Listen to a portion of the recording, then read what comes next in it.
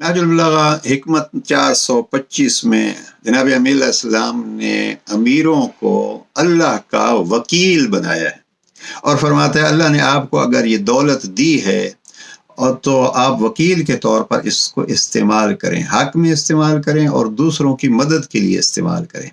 اگر آپ اس کو استعمال نہیں کریں گے تو یہ جو آپ کو اللہ نے دی ہے وہ اللہ آپ کے ہاتھوں سے لے کے ان کو دے دے گا جو اللہ والوں کو دیتے رہیں گے۔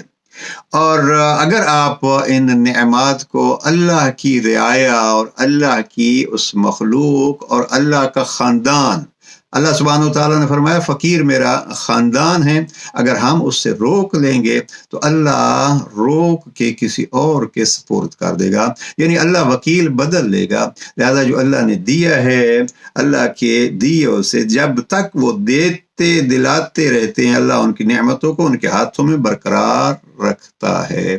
لہذا اللہ کے دیے سے دیتے رہا کرو۔ نہج البلاغہ حکمت 425۔